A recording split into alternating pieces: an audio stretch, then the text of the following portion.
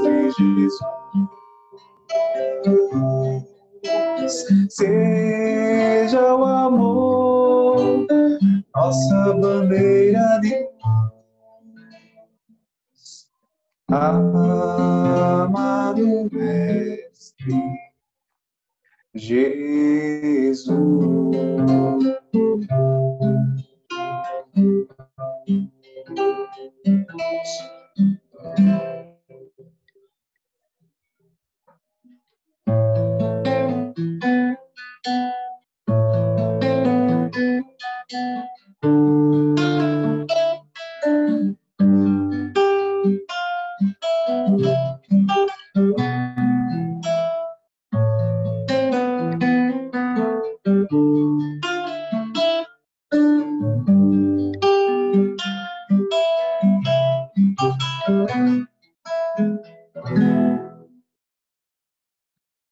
Um sentimento me inunda, não sei dizer, tudo é novo pra mim. Meu coração se renova, sinto a esperança invadir o meu ser. Quero ser manso, ser limpo, ser justo, pobre de espírito santo. Tua palavra me sonda, me conta do reino que espera por mim. Eu te ofereço meu pranto, as dores da alma que querem nascer.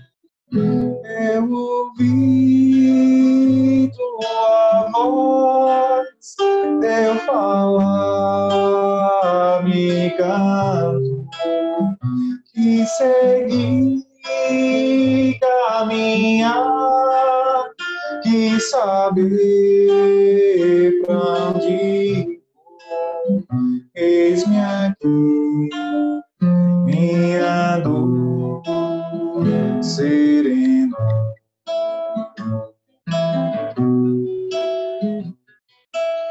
Um sentimento me inunda, não sei dizer, tudo é novo pra mim.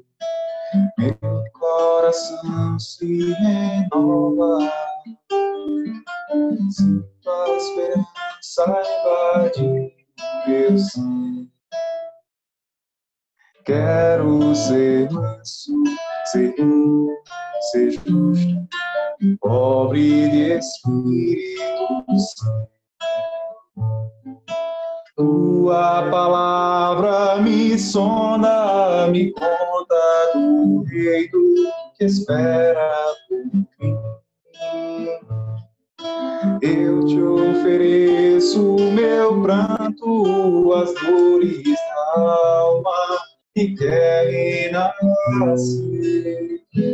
Eu ouvi tua voz, teu falar me canto, que segui caminhar, que saber pra onde ir.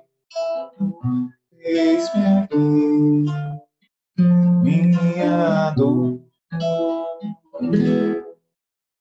serena.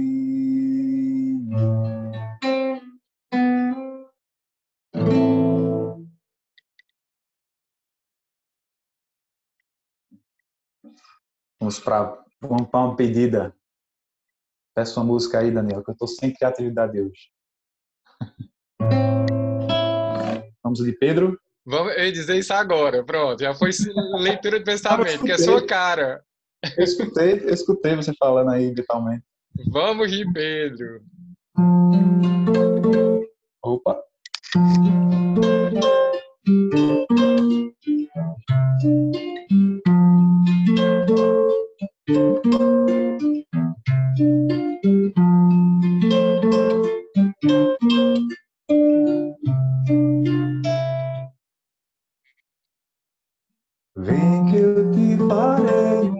pescador de homens, se perseverares serás pedra de onde a agonia do vazio medra, frutificarás a medida a fome.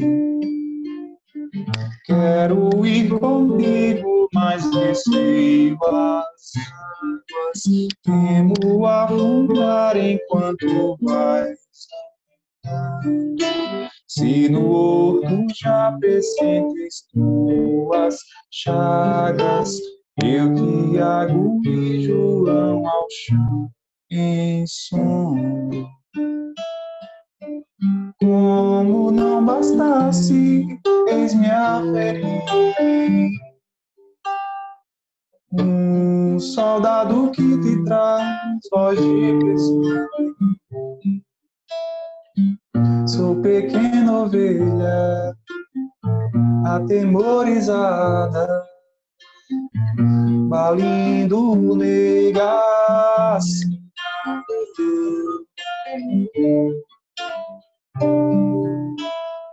Vou a vida em torno pela tua mão, que te levarei onde não queiras ir.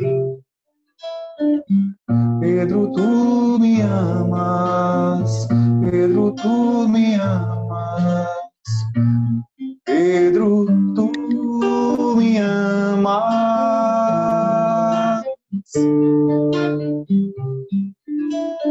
Tu que és a rocha, constrói a minha casa do coração.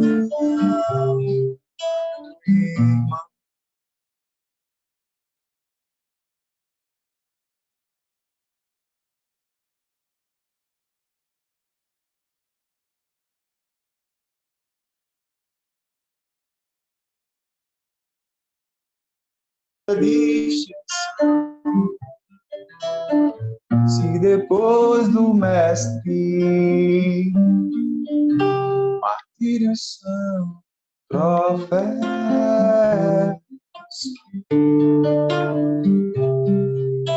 e as mãos que ele tocou, os pés que ele lavou, apontarem os céus.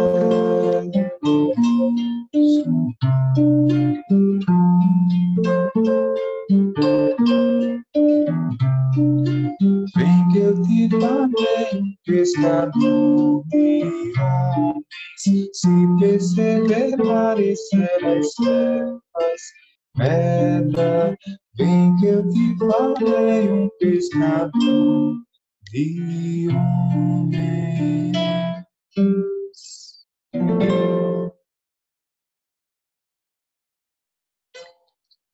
Ótimo, amigo.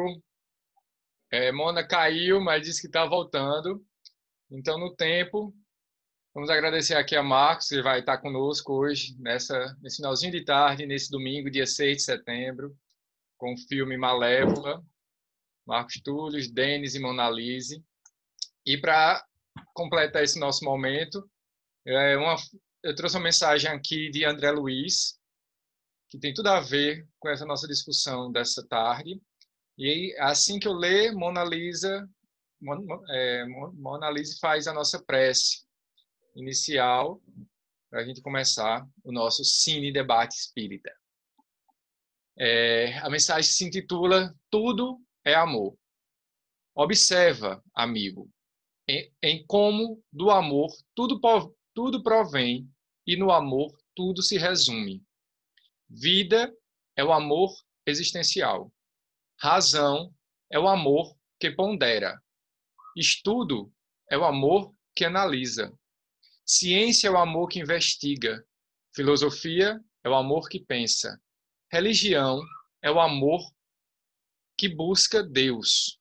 Verdade é o amor que se eterniza. Ideal é o amor que se revela. Fé é o amor que se transcende. Esperança é o amor que sonha. Caridade é o amor que auxilia. Fraternidade é o amor que se expande. Sacrifício é o amor que se esforça.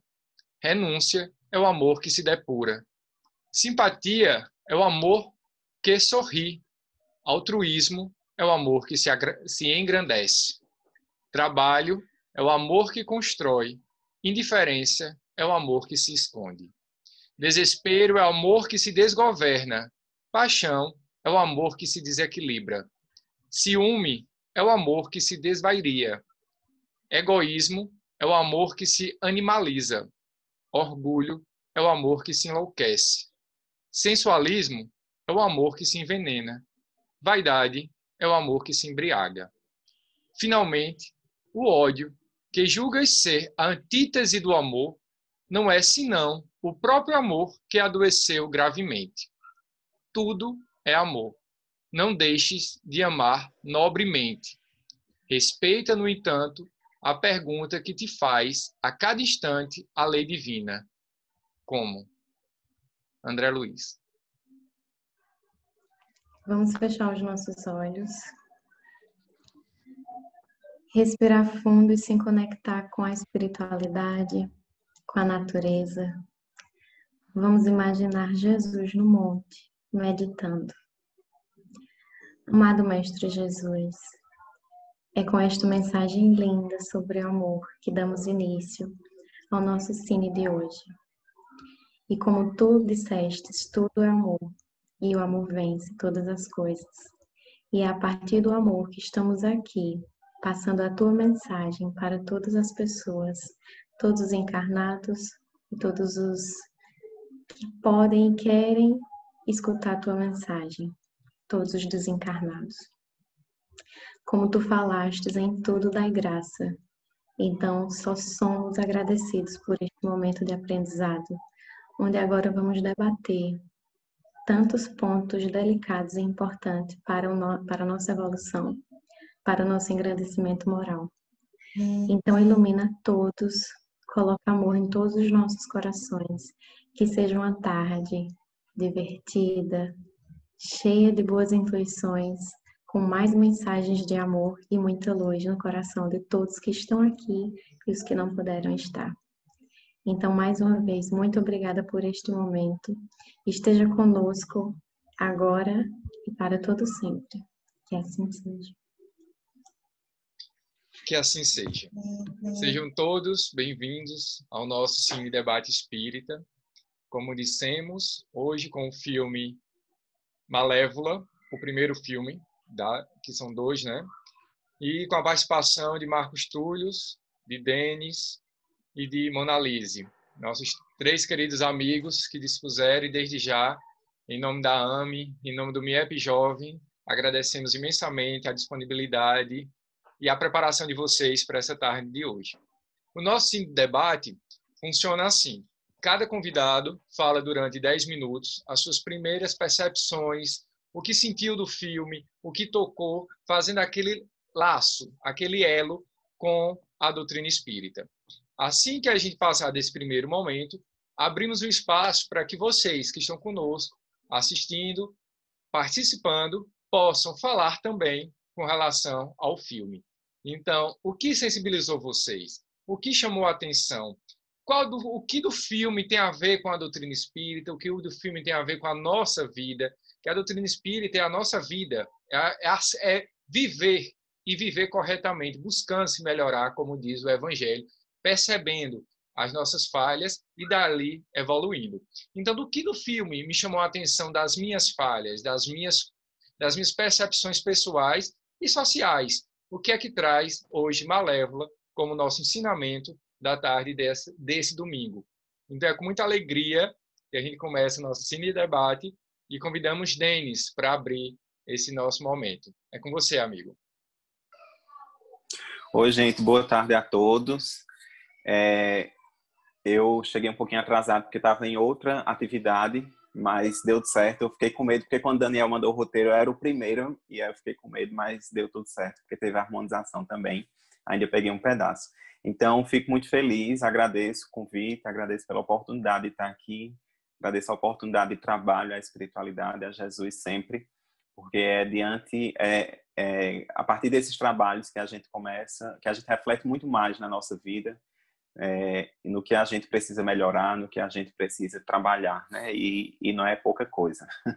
Então, agradeço demais a oportunidade. É uma satisfação dividir, né, esse momento, especialmente com o Marcos Túlio e Monalise, né, e Daniel também, e todos vocês.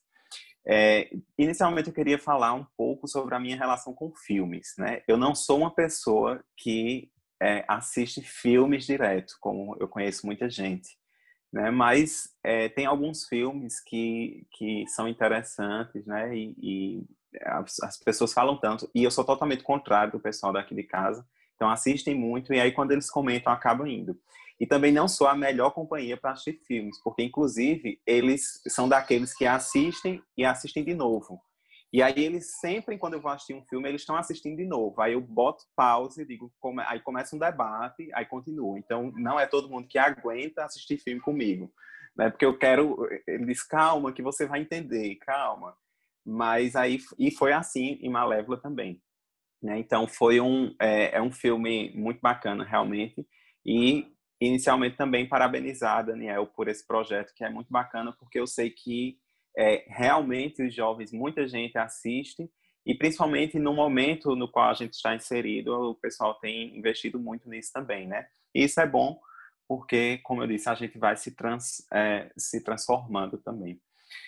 De maneira geral, né? Então, só as primeiras impressões, a questão do bem e do mal, né? E eu começo, quando eu comecei a assistir, eu comecei a também fazer o link com algumas passagens do Evangelho, né? Com algumas partes do Evangelho segundo o Espiritismo, e eu trouxe aqui, linkei duas, fiz um recorte de duas especialmente para a gente refletir, para a gente falar sobre.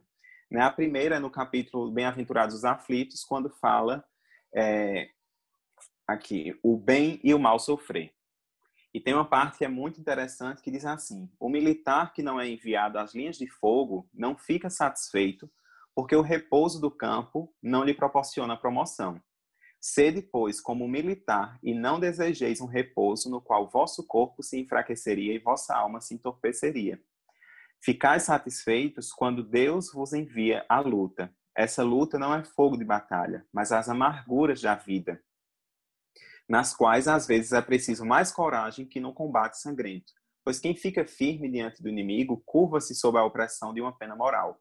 O homem não recebe nenhuma recompensa para esse tipo de coragem, mas Deus lhe reserva seus louros e um lugar glorioso. Quando vos ocorrer um motivo de dor ou de contrariedade, esforçai-vos por superá-los. E quando chegardes a dominar os ímpetos de impaciência, de cólera ou de desespero, dizei-vos com uma justa satisfação: eu fui mais forte. Bem-aventurados os aflitos. Pode, então, ser assim traduzido: bem-aventurados os que têm a oportunidade de provar sua fé, sua firmeza, sua perseverança e sua submissão à vontade de Deus, pois terão centuplicadas as alegrias que lhes faltam na terra, e após o trabalho vem o repouso.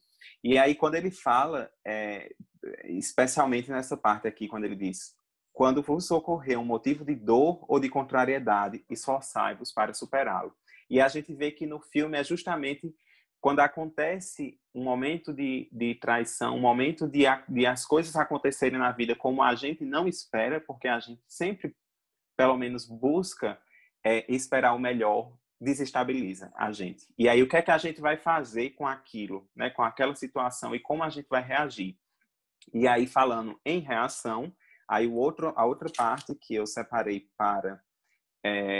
do Evangelho foi: amai vossos inimigos, pagar o mal com o bem.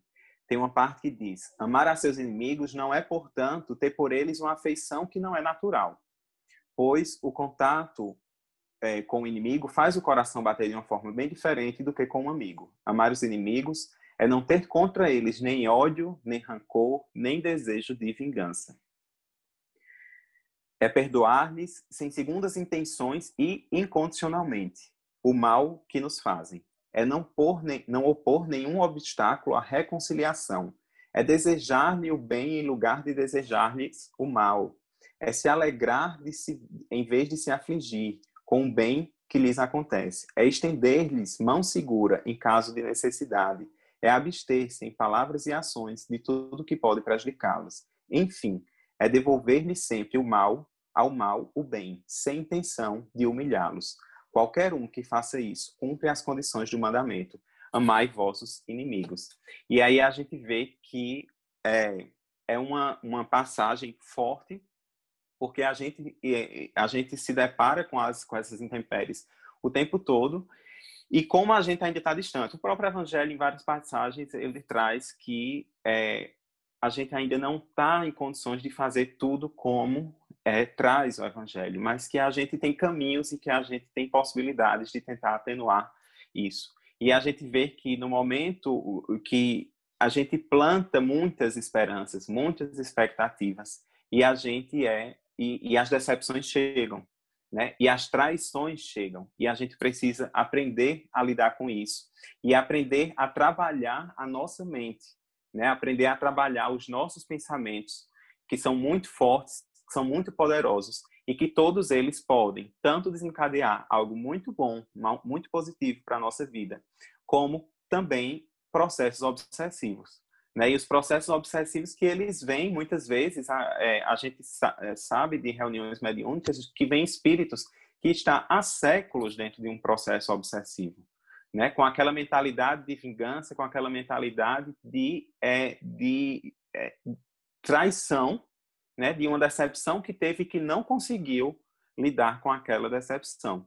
Por outro lado, a gente tem a importância da nossa oração também nesse momento, né? Como o poder da nossa oração é forte. E a gente não tem noção da quantidade de pessoas que oram por nós, né? Então, essa traição que acontece, especialmente no filme, eu acredito que ao longo da conversa a gente vai falar mais de cenas, de pontos assim.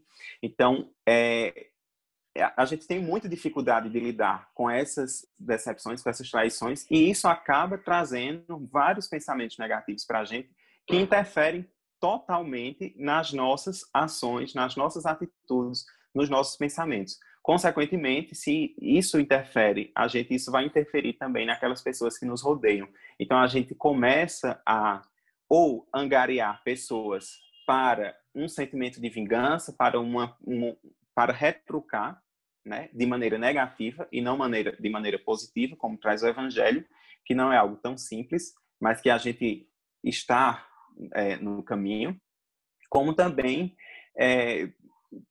para o lado positivo. Então, a gente angariar pessoas, a gente está em sintonia com pessoas que possam nos trazer algo bom, né? E a gente vê que há essa mudança também dentro do filme, né? Que há essa transformação dentro do filme, e que isso a gente sabe bem, que a espiritualidade contribui infinitamente para isso, mas que precisa ser nós precisamos ser os atores principais dessa cena, né? Então, a questão de redirecionar os nossos pensamentos, né? Porque tem uma cena que uma das cenas, bem, eu acho que tem tanta cena forte, né, minha gente? Mas uma das cenas que eu achei assim fantástica foi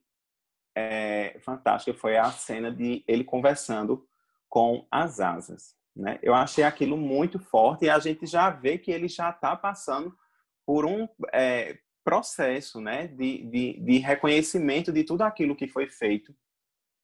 E é difícil a questão do perdão, tanto do perdão daqui para lá, quanto também do auto-perdão, né, que a gente precisa trabalhar bastante na nossa vida para que a gente possa seguir, né? Então, tem dentro dessa questão, desses processos também obsessivos, tem uma parte do Evangelho também que a gente sabe, reconcilia-te com o teu adversário, né? Que é tão importante isso. E eu lembro muito dessa questão. Eu estava uma vez dando uma palestra e eu falava justamente disso. A gente nasce, por exemplo, a gente nasce dentro de um seio familiar muito mais por necessidade do que por merecimento, né? Então, o que acontece é que a gente vê que esses processos que a gente que estamos envolvidos, eles fazem com que a gente precise trabalhar as nossas virtudes de uma maneira mais forte, cada vez mais, né? Eu lembro que eu estava dando uma palestra e era sobre essas relações familiares, e eu disse, gente, cuidado. Muitos espíritas a gente escuta dizendo, eu vou deixar para a próxima, porque eu não aguento mais, né? Eu vou deixar para a próxima encarnação. E quando você deixa para a próxima encarnação, a própria espiritualidade vai ajustando, vai reajustando. Apareceu aqui para que ia descarregar.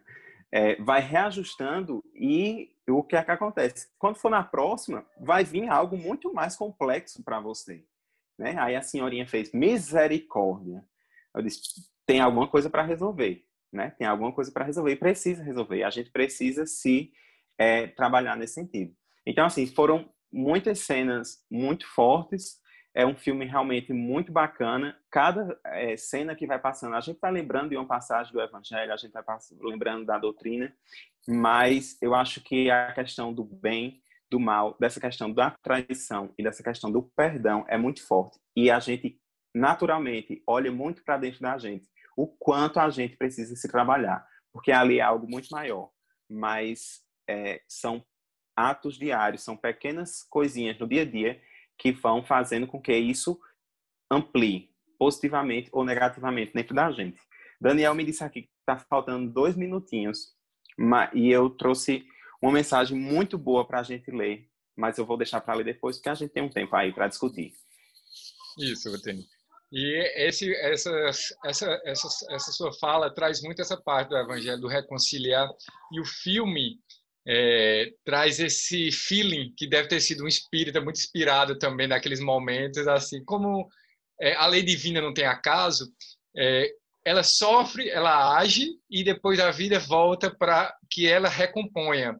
Então não existe acaso. A gente vê que poeticamente eles se reúnem, tem todo aquele reencontro com o bebê, o afeto e tal, e ali vai começando a recompor de outro jeito, como a gente precisa entender da própria reencarnação. A gente não tem, a gente fez, vai acontecer. Tirar esse olho por olho, dentro por dentro. Então, como foi perfeita a forma de o aprendizado do afeto para depois ela conseguir ir trabalhando aquele sentimento. Então, realmente é um filme muito, muito forte. E foi uma grande indicação da mãe de Marcos Turis, que ele fala depois, quando ele for falar, que ele traga isso, que ela, quando ela deu essa ideia, eu falei, genial, vai ser ele? Não, mas pode ser. Eu falei, não, será esse? Aí quando eu falei, Mona, vai ser esse filme? Ela, ótimo! Eu falei, pronto, vou chamar a Denis, fechou o trio.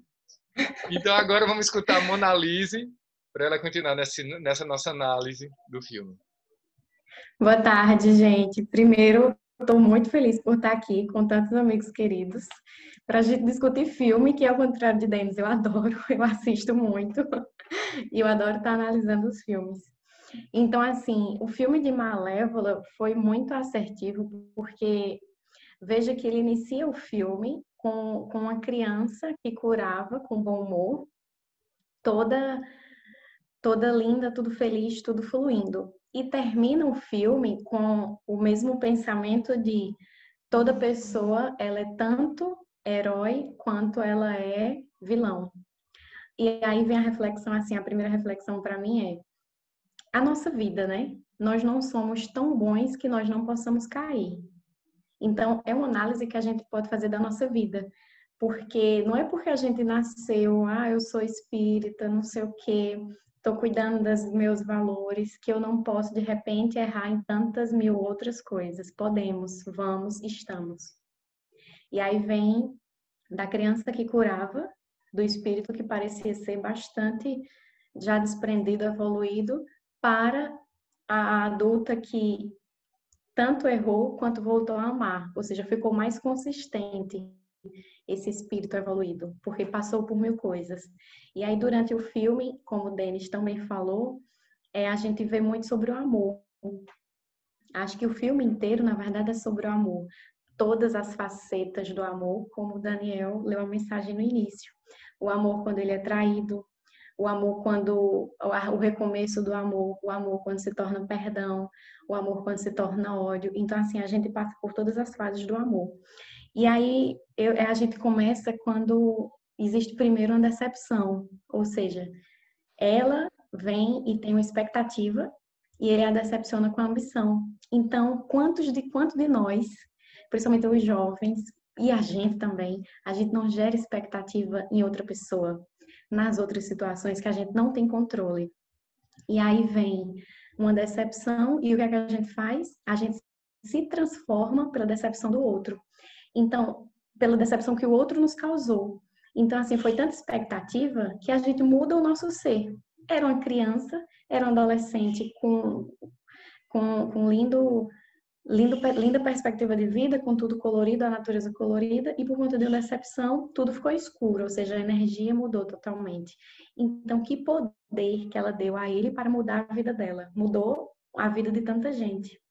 Quantas vezes a gente não faz isso? Um segundo do nosso dia perdido, a gente faz com que perca o dia inteiro. A gente se chateia, fica com raiva, aquela coisa, perde tudo por conta de um segundo. E aí isso fez com que gerasse uma obsessão. Veja, um amor, um segundo de erro, gerou toda uma obsessão de uma vida inteira. E aí vem a obsessão dele, né? Como é que ele perde a vida de uma criança, a vida de sua filha? Tanto amor, porque tudo perdeu sentido. O sentido era magoar ela. Não quis. Vocês lembram aquele momento em que a filha veio abraçar ele? Não quis o abraço. Ele só quis saber da vingança. Ou seja, a vingança se torna tão maior do que o amor, né? Quando a gente tá com raiva. Isso é muito perigoso. Mas aí, no meio de toda essa traição, no meio de toda essa decepção, no meio de todo esse rancor, essa raiva, vem o quê? O recomeço, que é pelo amor de novo.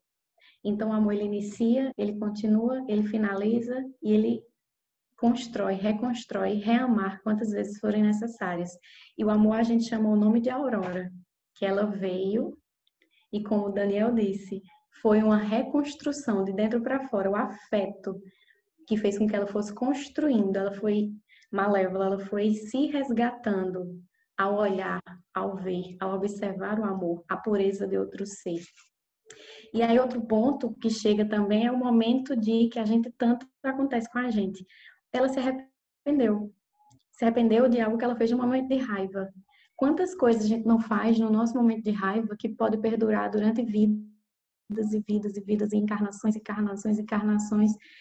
E a gente se arrepende, mas não tem mais o que fazer. E foi isso, né? Ela se arrependeu e não tinha mais como voltar o processo do feitiço. Que coisa forte também. Quantas vezes a gente não faz isso? Então, assim, são vários pontos de reflexão que a gente ia assistindo pensando na nossa vida. O que é que eu posso aprender com essa situação? Quantas vezes eu não fiz isso? E aí passa tempos e tempos e quando a gente acha que é o amor de um rapazinho que vai curar, como toda a história nos mostra, não. Foi um amor baseado no perdão e no auto-perdão, como o Denis também falou. Então, assim, para ela amar daquele jeito, ela estava se perdoando. Ao mesmo tempo que ela não estava se perdoando por ter feito mal àquele ser que tanto fez ela transbordar de amor, com aquela pureza toda. Então, assim, ela salvou a vida pelo amor. E aí isso me remete a uma situação, a várias situações que acontecem, principalmente nas mediúnicas, quando a gente está doutrinando, pode observar que não existe um ser sempre errado, no momento inteiro com raiva, tem pelo menos um pontinho que a gente encontre alguma vida de amor dele, nem que seja o amor de um gato, o amor por alguma coisa, mas tem uma coisinha de amor para que a gente vá lá e faça florescer, para resgatar esse ser, para fazer com que ele lembre do amor. Então foi isso que ela fez. O amor de Aurora resgatou aquele pontinho de luz e de amor que tinha na Malévola, que a gente já achava que não tinha mais, de tanto ódio, tanta obsessão, e tinha. E aí esse amor fez ela recomeçar, fez ela repensar, fez ela se arrepender. E fez ela esquecer de tudo, porque ela só pensava em resgatar aquela pessoa que ela tinha feito mal. Fez ela se arrepender. E aí isso é o que me traz nas reuniões não mediúnicas. Quando a gente chega nesse ponto do amor, no ponto fraco, né? Aí a pessoa esquece que estava numa maré numa fumaça preta, naquela coisa que é a obsessão, e lembra o que é o amor. E aí vem Joana de Ângeles e nos fala que o amor tudo vence. E vence tudo mesmo. Todas as mazelas, os rancores, as raivas, a gente encontrar esse ponto de amor que tem tanto na gente quanto nas pessoas e resgatar e trazer de volta. Então, essa parte do recomeço através do amor, eu acho lindíssimo. O perdão é a coisa mais linda. Quando a gente consegue se perdoar e perdoar o outro, é isso. A natureza, a pessoa que escreveu, com certeza estava muito bem, estava com a intenção muito boa, porque é isso. A natureza faz isso, colore tudo, tudo. Porque o umbral e o paraíso é isso. Estamos no mesmo lugar, tudo escuro. E de repente veio o amor, veio o perdão, tudo ficou colorido de novo. O mesmo lugar, a mesma natureza, a mesma árvore, os mesmos tudo. Então é isso. Então o amor nos toca, o amor nos resgata. E resgatou eles para que eles pudessem recomeçar e ter uma vida muito melhor. Onde ficou o aprendizado, que foi a primeira coisa que eu falei. O único ser, ele pode fazer mal e bem, a ele mesmo e aos outros.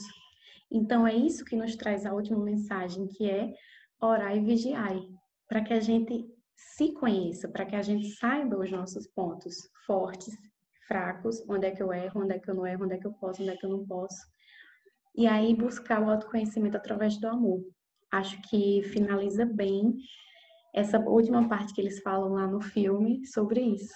Que a gente saiba que a gente tem o lado, a pontinha ruim, a pontinha boa dentro da gente e que a gente se conheça para saber o que é que a gente quer seguir e saber que a gente deve seguir o caminho do amor, sem precisar passar por todas essas coisas que ela passou, que a gente escolheu o amor. E é isso, e a gente vai discutir mais no decorrer. Ótimo, ótimo, é isso mesmo. Muito bom, Mona, essa reflexão, trazer Joana nesse momento, complementa bastante essa história toda que realmente é o amor.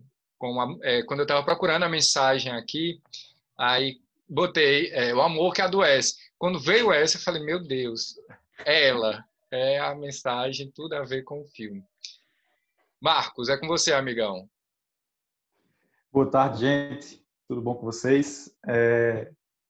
Primeiramente, eu queria agradecer a Daniel pelo convite de fazer parte dessa atividade do Cine Debate Espírita junto com o pessoal do MIEP Jovem. Está contribuindo mais uma vez com as atividades, né, do MIEP Jovem. É uma alegria imensa. E mais a alegria ainda, Daniel, ainda me manter conectado com a juventude, né? Que eu me apartei da juventude há um tempo atrás. E Daniel, vem cá, meu filho, me puxa.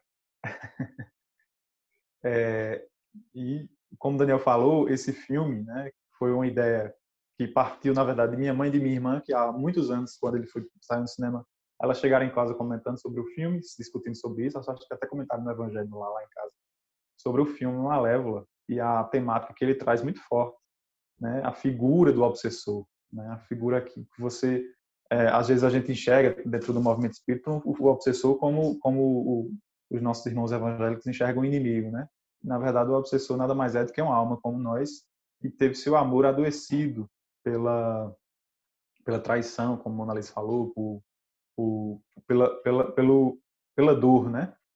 Pela decepção.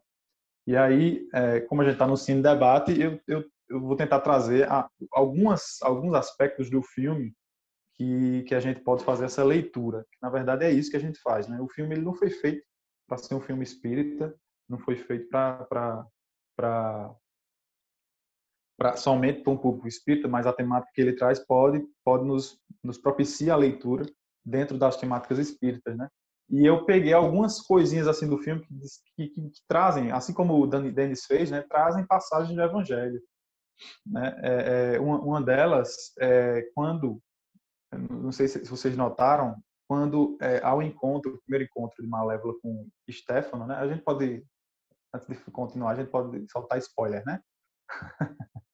Há o encontro de Malévola com Stefano e e ele tinha roubado uma pedrinha, um cristalzinho, um diamante do lago. E aí ela pede de volta, né? E joga no lago. E aí ele diz, se eu soubesse que você ia jogar fora, eu não teria lhe devolvido. Aí ela diz, como assim jogar fora? Eu não joguei fora, eu deixei no lugar que ela deveria estar. E na cena seguinte, logo em seguida, ele diz assim, um dia eu vou morar ali naquele castelo. E aí ela pergunta, e você mora onde? Eu moro no campo. Os seus pais são agricultores? Aí ele fala, não, meus pais morreram. E aí me lembrou aquela passagem da Bíblia, Tormentos Voluntários, né? Quando onde é que a gente encontra o sofrimento aqui na Terra? Quando a gente quer ocupar o lugar que a gente não pertence. Eu não estou falando de classe social, de escala. É quando a gente quer cumprir um papel que não é o nosso. Quando a gente quer fazer coisas que estão fora de nossa própria natureza, de nossa essência. Quando a gente quer sair de nós mesmos, mas na verdade a gente deve internalizar a nossa essência e, ao mesmo tempo, externalizar isso, mostrando quem somos de nossa natureza. Então, o sentido da pedrinha que pertencer ao lugar, ao lago dela, é o que vai fazer a pedrinha feliz. E o sentido que Malévola quer mostrar em nosso sentimento é que é o que a gente entende por florescer onde Deus nos plantou, germinar no lugar que a gente foi colocado. Aí, quando a gente fala em lugar, a gente pode jogar a discussão para na família em que a gente se encontra é que a gente deve florescer, na família que a gente está é que a gente deve germinar e a gente deve florescer esse amor. É muito interessante essa partezinha, essa pequena parte pode trazer esses ensinamentos. Inclusive, esqueci de falar, minha mãe está assistindo aqui com a gente, né? Está aí acompanhando, vou dar um beijo para ela e para minha irmã que também acho que está assistindo junto. A gente só está debatendo hoje aqui, né? Porque elas tiveram esse insight. Um beijo, mãe. E os outros aspectos que eu percebi no filme, né? Que a gente pode fazer uma leitura, né? A gente pode dividir o filme em 3 partes. E eu percebi que o filme está muito focado. Não sei se vocês tiveram a mesma leitura. O filme ele é focado na construção do sentimento de Malévola. A figura de Aurora é uma figura que representa um papel importante no filme, mas não é o protagonista. Né? O Malévolo, que deve ser o protagonista, até o nome do filme é esse mesmo, né? O Stefano também representa uma outra figura, e o ajudante fica aquele acessório ali, né? O ajudante de Malévolo, fica aquele acessório ali que traz a aventura do filme. Mas a gente pode separar o filme em 3 partes principais. A primeira parte é a infância e a adolescência de Malévola, como vocês falaram. E a gente percebe que Malévola se torna um espírito obsessor, né? Torna-se aquela pessoa com ânsia de vingança, de vingar-se. Mas a gente vê que ela representa o que a gente sabe que nós somos, criaturas feitas para o amor. Nós somos criaturas essencialmente feitas para o amor. Então, a primeira parte da vida dela, infância e adolescência até os 16 anos, mostra isso. Ela ama a natureza, ela ama as asas dela, ela ama o próprio corpo, então ela ama aquela vida, né? E ali, um aspecto que a gente pode observar no filme é que o filme começa meio que querendo mostrar que há uma dicotomia entre o reino do rei vaidoso e ganancioso e o reino dos Moors, que é um reino de natureza exuberante, de criaturas mágicas. Como se existisse uma dicotomia entre o bem e o mal no mundo. Mas, na verdade, o filme vai mostrar que o bem, o aparentemente bem, pode se magoar e se tornar violento, né, vingativo, assim como do mal, daquele do reino vingativo, do reino ganancioso, vaidoso, pode florescer uma semente do bem, que é representada pela figura de Aurora. Né? É outra leitura que eu fiz do filme. Continuando a segunda parte do filme, a gente vai ver, depois da mágoa, depois que ela tem suas asas retiradas, né, arrancadas à força, né, a gente percebe que Malévola muda seu sentimento de amor para o amor traído, para o amor decepcionado, e o filme mesmo se modifica. A paleta do filme se modifica, né? Tá ali tudo colorido e de repente escurece. A primeira cena após ela se acordar.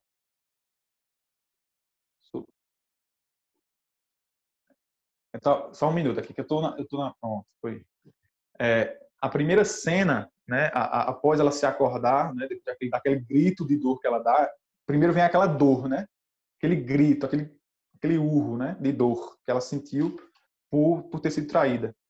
E a cena seguinte já é ela deitada no tronco de uma árvore, né, no canto, e começa a nevar, né, representando um sentimento ali de sofrimento, né, guardado, íntimo, né, gelado, gélido, e depois aquele sentimento, né, de sofrimento, de profunda mágoa, se transforma no ódio. Aí, em vez de neve, em vez daquela imagem gelada, se transforma num ambiente escuro. Então, onde ela passa, tudo escurece. Na verdade, não é tudo se escurece, né? A maneira como ela se expressa na vida é que faz com que tudo ao seu redor fique escuro. Então, são os 3 sentimentos. Né? São 3 partes essa segunda parte do filme. Né? A gente pode subdividir essa segunda parte do filme em 3 partes. A dor, o sofrimento íntimo representado pelo inverno e o ódio representado pela escuridão. Né? E aí ela se alimenta por essa ideia de vingança, até que ela vai lá pro batizado da menina. E aí no batizado da menina é que ela tenta concretizar, ela concretiza lá a vingança dela, né? E você vê que ela se vinga, ela se vinga do rei, mas ela atinge o fruto, porque se ele não tivesse se tornado rei, a menina não teria nascido. Então ela se vinga, ela tenta machucar o fruto da traição, né? Ele traiu ela, entregou a asa, se tornou rei e teve uma filha com a princesa, com a rainha agora, né? com Leila. Então ela se vinga do fruto. Ela vai querer atingir o fruto, só que o fruto floresce, né? Floresce daquele reino como o fruto do bem. E aí uma coisa, na terceira parte, já chegando na terceira parte que eu notei, eu não vou encerrar a discussão do filme não, né? É só o que eu notei mesmo, que me chamou a atenção. 2 minutinhos. É que Malévola tem muita dificuldade de voltar a amar. Ela sente dificuldade de voltar a amar. Ela tenta não amar aquela criança. Mas ela percebe-se tão fortemente ligada à criança, né, que ela passa a vida toda acompanhando a criança. Até que, quando ela é adolescente, quando elas se encontram, ela reconhece. Você é minha fada madrinha, eu conheço você está me acompanhando desde que eu sou pequeno. Né? Então, você vê que o processo de retorno ao amor é lento. Né? O perdão e o auto-perdão é um processo. A gente pode extrair isso do filme. É um processo que dura uma vida, às vezes mais do que isso. É um trabalho interior mesmo, e que vai florescer novamente, né? O perdão vai florescer novamente e vai se desenvolver através do amor, através do resgate ao amor, ao sentimento, ao afeto, como vocês falaram. Então foi isso, mais ou menos o que eu notei. E aí a gente tem o resto da noite para discutir, né? Isso, e nessa sua análise, nesses 3 momentos, me chamou a atenção também. Da gente já abre aqui o debate, tá certo? Já vou abrir o debate. Eu acho que eu travei. Pronto, voltando. Eu tinha travado agora. Então a gente já abre o debate. O trio pode continuar falando, tá? E o pessoal que está assistindo, abre a câmera, ou se tiver ruim, como está a minha internet, aí fecha o vídeo e faz a participação oral. Me chamou a atenção, nessa fala de vocês e no filme, essa questão da vingança, dessa visão deturpada da justiça, que a gente vê dentro do espiritismo, como a gente vai ter esse acompanhamento em reunião mediúnica e tal. E Filomeno de Miranda vai trazer uma frase que me marcou muito desde a primeira leitura que eu fiz do livro dele. Vítima, talvez, inocente, nunca. Jamais. Pois é. Então, isso assim me marcou profundamente. Aí, no nosso grupo de estudo, até Suênia hoje repetiu essa frase, que ficou muito marcado para a gente essa ideia. Então, daí em diante, mais do que nunca, comecei a fazer a releitura de quem é o obsessor, esse nome, quem é esse espírito que nos educa, na verdade. Porque se a gente chega nesse processo é porque a gente abriu essa brecha. e perceber que não somos inocentes em nenhum dos processos, não existe acaso, me veio justamente me tocou quando eu vi essa parte malévola, quando ela chega lá no castelo, quando ela vai soltar toda aquela raiva dela, que ela atinge a filha, porque a filha também é o símbolo de amor. Então ela não atinge ele, porque para atingir ele seria algo talvez, na visão dela, pouco. Ela queria que ele sentisse a mesma dor de amor que ela sentiu quando ela foi traída. Então, assim, ele pegou detalhes muito interessantes. E ela fala, você ainda não entendeu? Eu lancei a maldição desse jeito porque o amor verdadeiro não existe. Então, ela fica tão fortemente nesse sentimento do amor doente que ela lança aquele feitiço para adoecer o amor que ele construiu em cima do amor doente dela, da traição e tal. Então, me chama muita atenção esse toque do que eu faço para com os outros, da responsabilidade afetiva, então a responsabilidade da conversa, do que como a gente age, e como o próprio André Luiz fala da sensualidade, do ciúmes. Então, os sentimentos que socialmente ficaram aceitáveis como toques de amor e sendo, sim, uma deturpação desse sentimento tão puro. Então, me chamou bastante atenção esses pontos. Então, tá aberto aí, gente. Vamos, abra o microfone. E qualquer coisa vai falando no chat. Eu quero falar o próximo e tal. Eu vi aqui que Caio abriu o microfone dele. E aí, fala aí. Quando eu assisti esse filme, eu acho que eu já assisti umas 5, 6 vezes, porque é um filme tão suave, tão leve, que você assiste para relaxar, assim, a história. Eu até disse a Daniel, por que não coloca logo um e o 2 de uma vez, assim, numa leva só para um debate? E uma coisa que eu achei interessantíssima e que eu tinha observado assim que o filme foi lançado foi uma entrevista com a Angelina Jolie, onde ela teve uma reunião junto com o diretor e o roteirista, e eles tentaram enxergar o que faria de uma mulher, o que seria tão agressivo assim, a ponto de uma mulher abrir mão do sentimento de maternidade, de feminilidade, de certa forma, destraçar o coração de mulher. Aí eles viram isso, só que só aconteceria mediante algum abuso sexual. Então, eles tentaram retratar a cena de um estupro no ato de cortar as asas, porque quando corta as asas, eles estão cortando a liberdade, a felicidade, tudo que ela planejava, literalmente corta as pernas dela. Então, eu achei muito forte isso, ela deixou muito claro, que aí ele diz, né, que era a única forma, o único sentimento que poderia ser colocado no coração de uma mulher que levasse ela a cometer uma maldade contra um bebê, uma criança inocente. Então, isso eu achei muito, muito interessante, esse feeling que o roteirista teve em fazer essa retratação. E aí eu fiquei pensando, quando a gente está preparado para reencarnar, a gente passa por todo um planejamento reencarnatório. Aí eu fiquei pensando, será que alguém se submeteria a um estupro? Aí eu fui pesquisar e eu vi que não, que um estupro ele não é plantado no planejamento reencarnatório. É algo que quando a gente vai reencarnar, a gente sabe que vai reencarnar em um meio, de certa forma a gente tem um livre-arbítrio e está se colocando dentro daquele contexto e sabe que aquilo pode acontecer. Mas eu até deixei essa indagação aí a vocês. Como é que é tratado essa parte do abuso sexual? A vítima é inocente, o agressor é inocente, os dois são culpados. Como é que isso pode ser abordado dentro do Espiritismo? E aí, universitários, meu trio, quem é que quer começar já respondendo essa? Cri. Tá respondido não, né? Mas ajuda aí, Denis. Vamos começar com o Denis. Vamos começar com o Denis. Eu vou fugir dessa agora, por enquanto. Vai lá, Denis.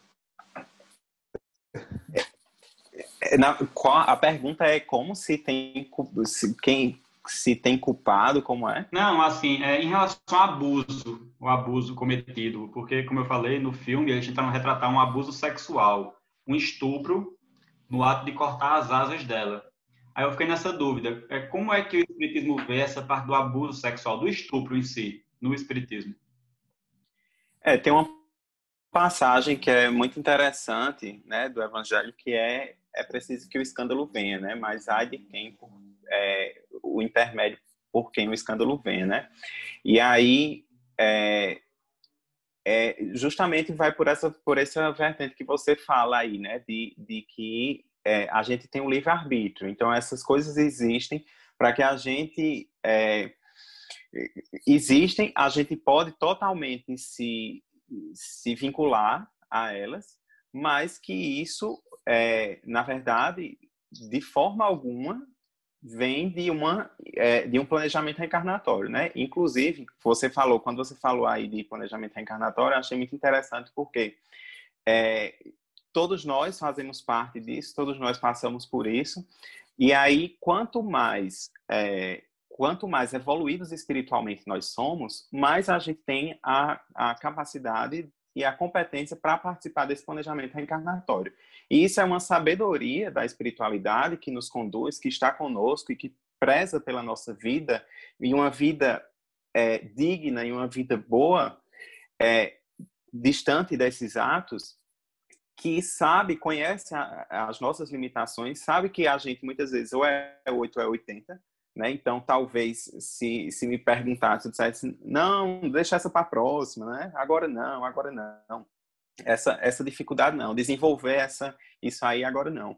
Ou a gente ia querer colocar todas as dificuldades do mundo, todos os processos do mundo, e a gente não suportaria, né? Então, a espiritualidade vem para dar aquela equilibrada. Então, não nascemos para isso, mas existem, um mundo de provas e expiações, é um mundo em que o mal está aí posto, e a gente tem aquele momento de livre-arbítrio de escolher se eu vou fazer isso ou não vou fazer, né? Agora, sabemos que também as coisas não acontecem por acaso, e quando esses eventos acontecem, existe um vínculo muito forte entre esses dois espíritos, e que precisa ser essa questão, essa celeuma resolvida. E muitas vezes, inclusive, por exemplo, a gente teve um caso recente, polêmico, há pouco, e a gente vê que não é só a criança, a pessoa estuprada e o estuprador que está envolvido nisso, né?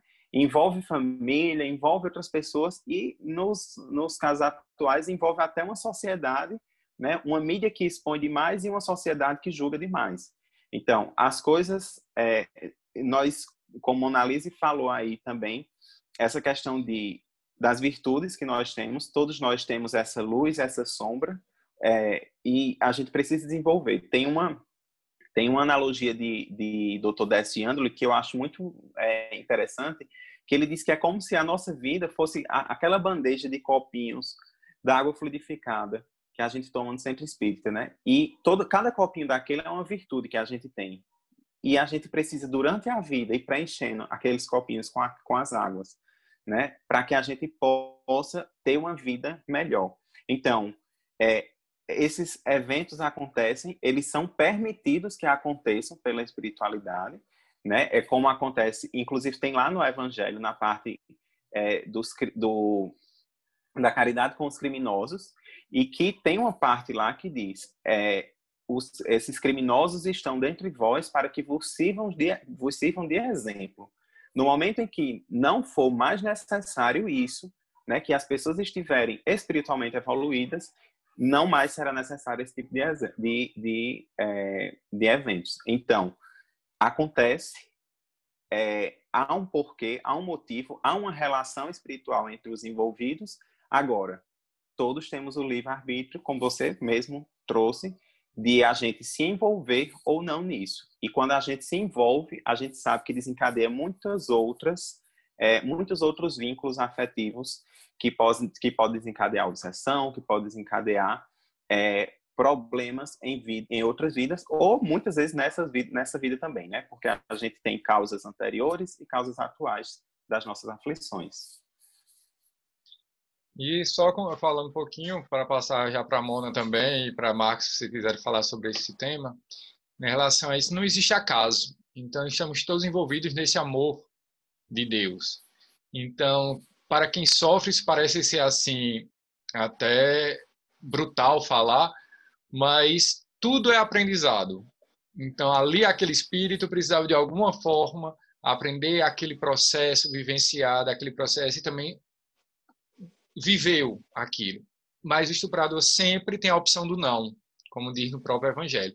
Ainda nos choca, porque ainda temos isso dentro de nós, a necessidade do escândalo para modificar, do caos para modificar, de algo que nos impulsione, que se há que o amor ainda não é a nossa bola mestra, ainda não é a nossa primeira escolha, consciente e inconsciente. Senão a gente já estaria num patamar diferente. Então a dor, a tristeza, o escândalo é aquela mola que nos impulsiona quando o negócio está letárgico, quando a gente está parado demais e mobiliza todo um processo, inclusive na educação do não julgar. Então, quando a gente já tem uma consciência, é o cuidado com o julgar. E quando espíritas, a gente tem já um condão muito forte do julgar, já culpando vida passada e condenando vida futura. Eu ontem comentava no nosso grupo de estudos que, como espíritas, que como alguns colegas nossos católicos e tal, eles vão falar do futuro, da condenação do inferno para a vida, para toda a eternidade. Nós, espíritas, já julgamos o passado e condenamos para o futuro. Então, já, o presente já assim, é uma tríade. Você passa isso porque você fez aquilo no passado e vai acontecer aquilo no futuro. Então, esse é o cuidado que a gente precisa ter, sim, que a lei de Deus sempre é de amor e Deus é onipresente, onisciente, nunca nos abandonaria na hora que for. Mona... Até porque, para a Diz, Caio. gente poder fazer, até porque para fazer se tivesse a possibilidade de colocar no planejamento reencarnatório o estupro, a gente teria que apontar também quem seria o agressor, quem seria o algoz, né? E aí estaria interferindo na outra pessoa. Do livre-arbítrio, né? A gente sabe que um dos maiores crimes que pode ser cometido é o suicídio, que aí é imperdoável. E depois do suicídio vem o estupro, porque o estupro acaba mexendo com a energia, uma das mais importantes, que é a energia sexual, é você roubar a energia sexual de outra pessoa. Mas tá contigo, Mona Lisa. É bem polêmico e bem delicado esse assunto, mas só para complementar o que Denis e Daniel já disseram, só para reforçar, na verdade, nós somos feitos livres, livre-arbítrio é a regra que Deus ele não vai colocar um ponto e vírgula, um e si na própria lei dele, a lei é da liberdade. Então, assim, nós estamos ainda em uma encarnação onde a gente sente a atração de fazer aquilo. Então, provavelmente, que é como a passagem que fala do escândalo, é preciso que ele exista. A atração por causa das nossas falhas, por conta de vidas passadas, a gente vai sentir de fazer, de pensar algo sobre aquela pessoa. Mas tem a escolha. O momento de escolha é um dos momentos mais importantes da minha vida, da nossa vida, que é o momento em que eu digo eu faço ou eu não faço. E aí é muito mais fácil dizer não e ter um embasamento quando a gente está trabalhando os nossos valores morais.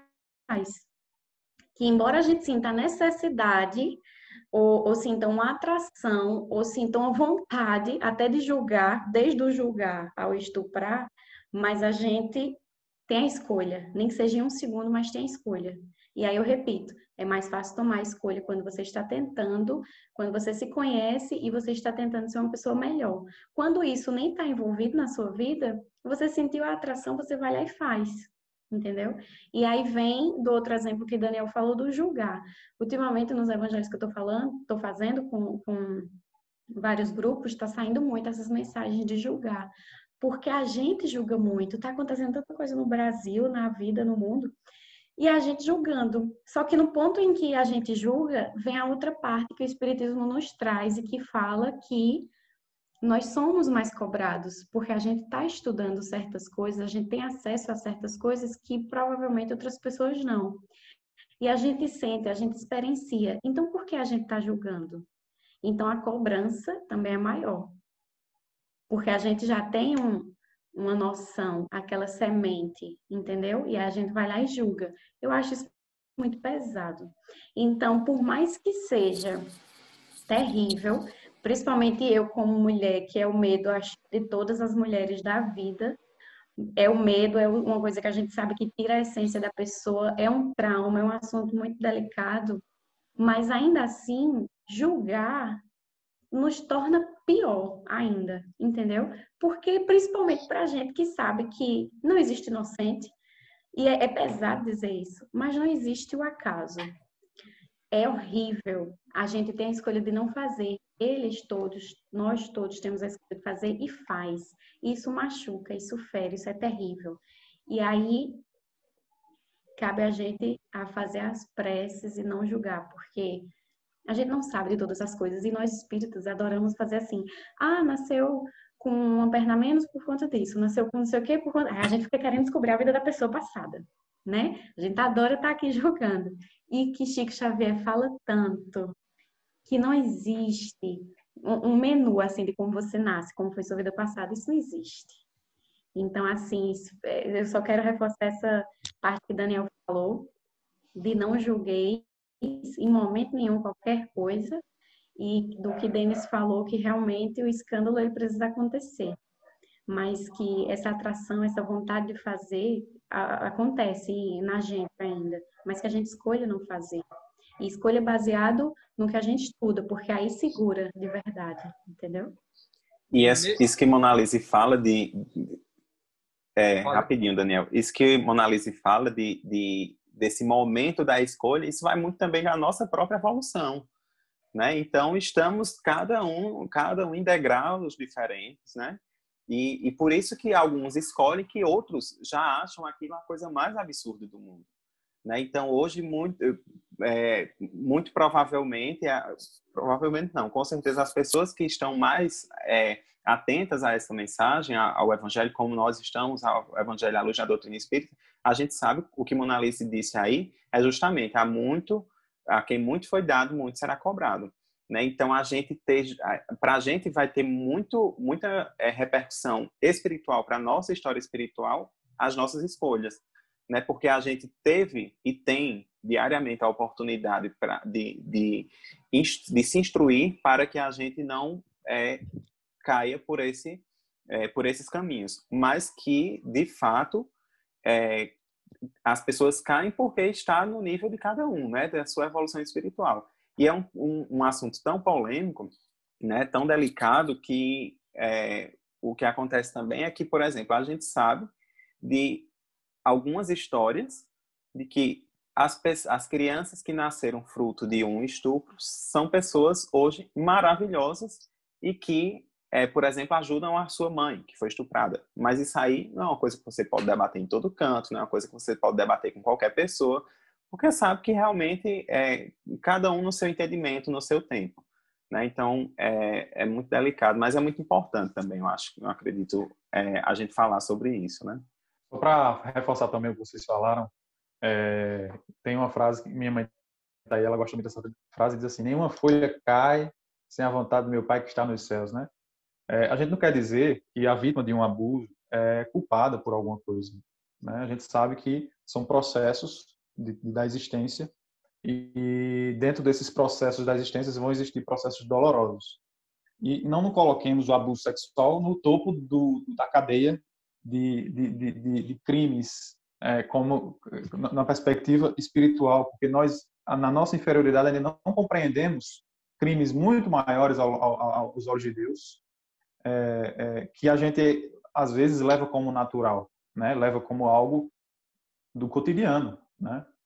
O abuso sexual é uma forma de abuso. Existem os abusadores de consciências, existem pessoas devotadas a tolher a liberdade do outro, a liberdade de pensar, a liberdade de agir. A gente coloca o abuso sexual por nos chocar pelo crime violento, pela violência física, pela violência emocional, pelo resultado que aquilo causa, mas existem, não estou querendo relativizar, mas existem crimes aí aos nossos olhos acontecendo e a gente não percebe isso, porque são muito mais sutis, porque não chocam, porque não tem audiência, mas que são graves aos olhos de Deus, são graves aos olhos da justiça divina, assim como o crime de um abuso. E também não nos esqueçamos, na nossa perspectiva espírita, não nos esqueçamos que sempre, todas as vezes, sem exceção, sempre, 100% das vezes, o agressor está em pior situação do que a vítima. Sempre.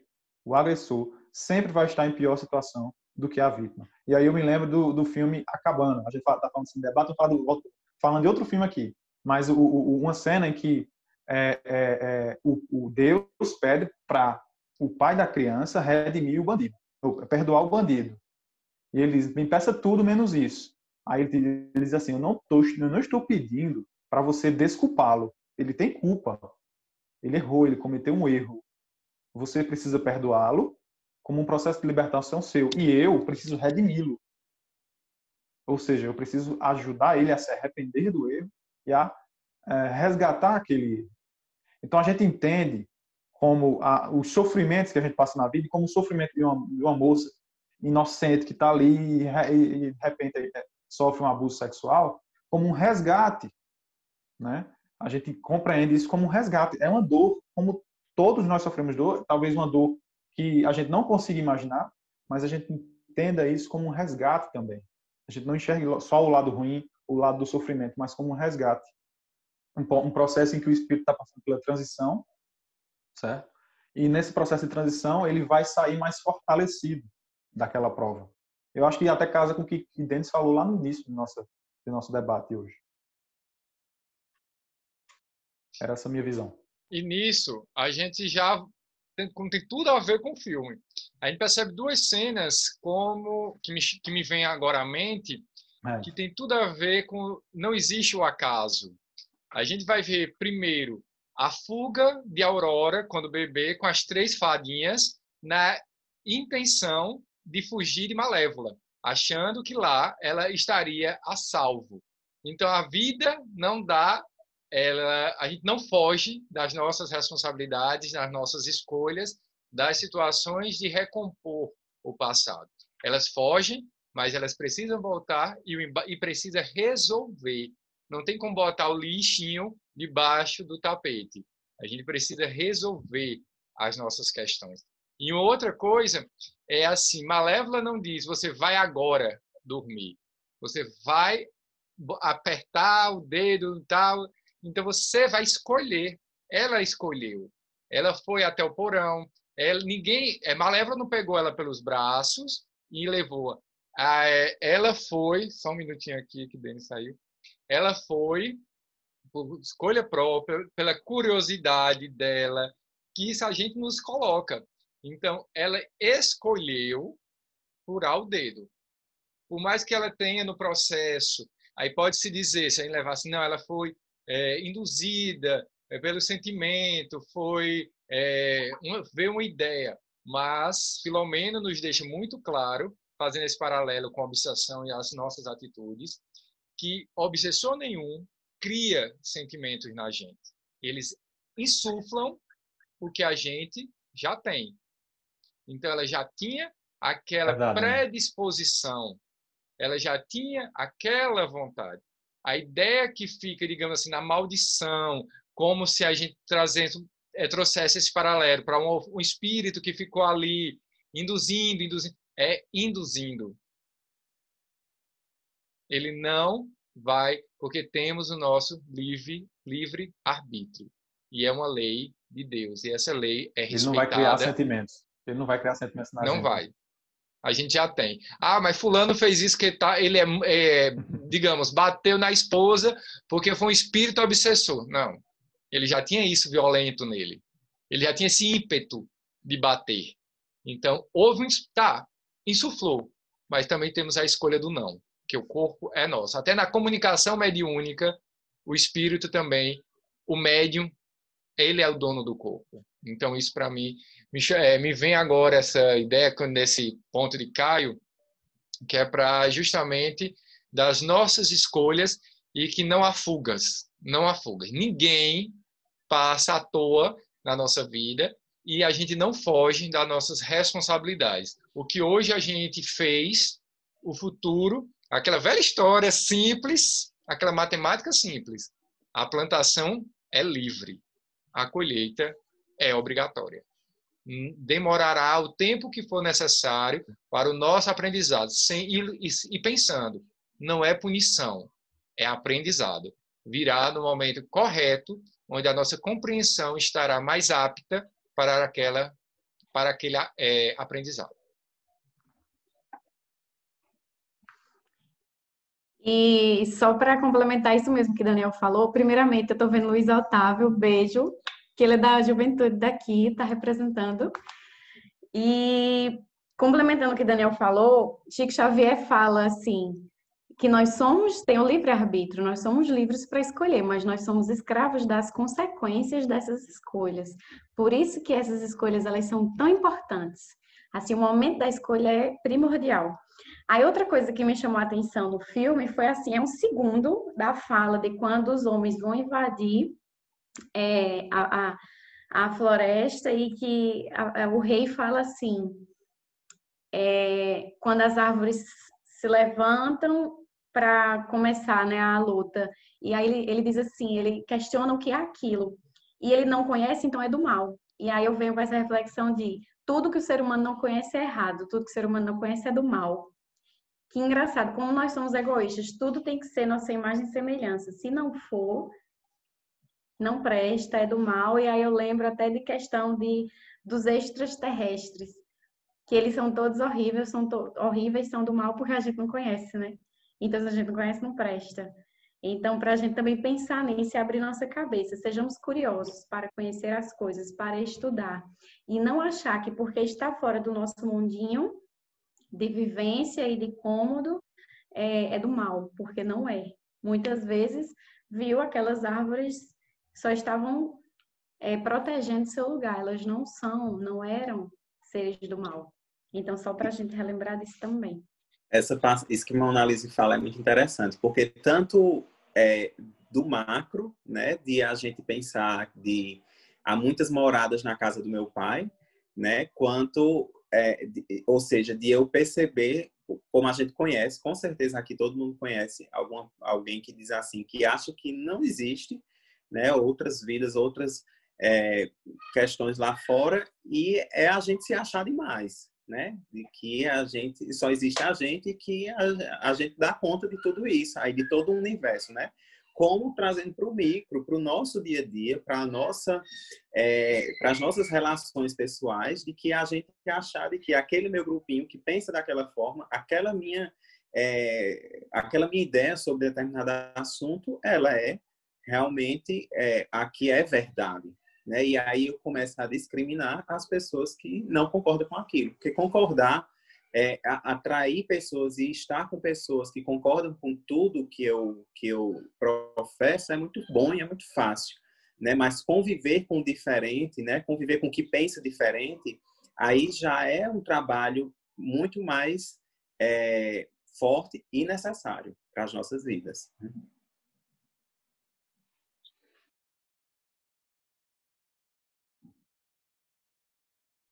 Tá sem áudio, Daniel. Voltei. Liga lá, Luiz Otávio, participa aí, vamos ver o que mais aqui. Marcos, tu quer falar alguma coisa? Ainda tem um tempinho, tem mais coisa. Tem as fadinhas para comentar, essa vivência com elas. Cadê Arthur? Bora, Arthur. Eu sei que Arthur gosta de falar e já chega também com fundo típico. Eu gostaria de falar uma coisa. Fale, meu bem, seja bem-vinda. É sobre reflexão.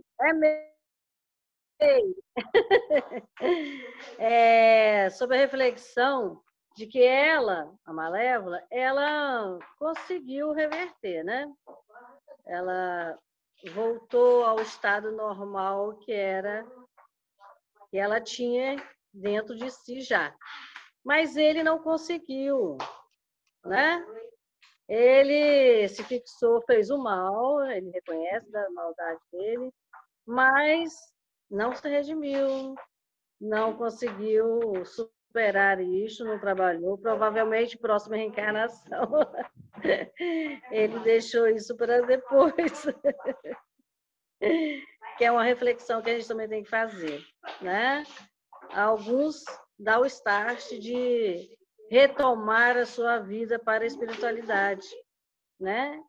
E outros ainda não têm ainda essa dificuldade de reconhecer até que errou, né? De construir, inclusive, algumas artimanhas para justificar. Não, eu não errei, não. Ela que fez mal a mim, né? É outra reflexão. Beijão a todos. Beijo grande, obrigado. E nessa reflexão, a gente percebe muito esse rei nesse limiar do arrependimento, da dificuldade do auto-perdão, como Mona Lise traz na sua fala de início, e que isso nos prende. Então, o sentimento, eu lembro muito de uma palestra que me marcou até hoje, de Denise, quando ela vai falar assim: a culpa nos paralisa e o arrependimento nos impulsiona. Então, o sentimento dele de culpa, que mesmo ele não refletindo tanto, mas ele viu a consequência daquilo tudo no símbolo do seu grande amor, que é a sua filha, entra num processo de crise que ele não consegue trabalhar esse sentimento. Então, é muito boa essa sua reflexão, para a gente perceber, trazer isso. O quanto de nós estamos ainda vivenciando essa culpa, essa falta do auto-perdão, de se conhecer, de se acolher, como Joana de Ângeles traz no Ser Consciente, esse processo do autoacolhimento, de se perceber, de se conhecer sem máscaras, mas também sem... Eu vou até trazer, que é tão legal essa parte dela, que vai falar, se Marcos quiser falar antes, aqui, é nesse processo de autoconhecimento que ela nos convida no livro Ser Consciente, ela vai falar assim: somente consegue essa lucidez que se autoanalise, disposto a encontrar-se sem máscara, sem deteriorização. Para isso, não se julga, não se justifica, não se acusa nem se culpa, apenas descobre-se. Então, para mim, esse parágrafo, que não está mais essa capa não, mas desse livro, me tocou muito. É o autodescobrir-se acolhendo-se.